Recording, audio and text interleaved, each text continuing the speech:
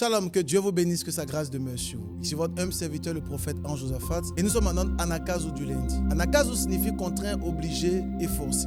Le diable est contraint, il est obligé. Il est même forcé de libérer tous les domaines de ta vie. Je t'invite vraiment à suivre ce Anakazu avec grâce, avec puissance et avec autorité. Tu n'as peut-être pas encore été abonné, abonne-toi, active la cloche de notification. La semaine dernière, nous avons parlé sur un thème très fort.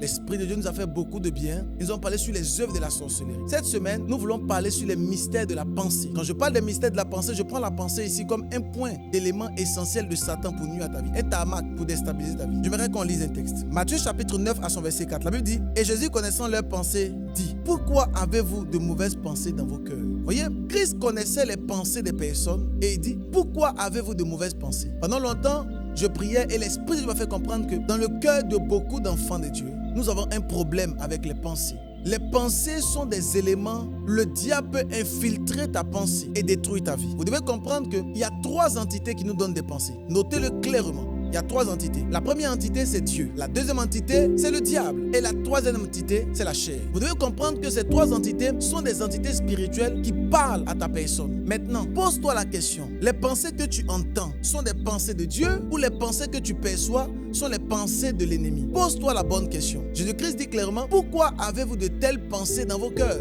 Pourquoi? Parce que Christ avait vu leurs pensées et il avait vu qu'ils avaient de mauvaises pensées dans les cœurs. Alors toi, quelle est ta pensée qui vient dans ton cœur? Ce monsieur veut de toi, il veut t'épouser, mais toi tu ne veux pas. Cette pensée qui est montée dans ton cœur de refuser, elle est de Dieu ou elle est de ta chair? Lorsque cette entreprise doit être créée et que tu dis non, finalement je ne veux plus créer cette entreprise, je veux me lancer dans tel domaine. Alors, cette pensée vient de toi ou elle vient de Dieu ou du diable ou même de ta chair? Il est très important de discerner les pensées. Dans le livre de 1 Corinthiens chapitre 12, on nous parle du discernement des esprits. Vous devez comprendre que lorsqu'on parle du discernement des esprits, on ne fait pas seulement allusion aux esprits méchants, on fait allusion à discerner les pensées qui viennent vers nous. Est-ce que ces pensées viennent de Dieu ou pas? La suite de ton histoire dépend des pensées que tu as reçues. Pose-toi la bonne question. Les pensées que tu as, viennent-elles de Dieu, du diable ou de ta chair? Demain, par la grâce de Dieu, à 6 heures, nous en parlerons. L'Esprit de Dieu nous fera beaucoup de bien. Abonne-toi, active la cloche de notification, partage et demain, nous continuons avec les mystères de la pensée. Shalom.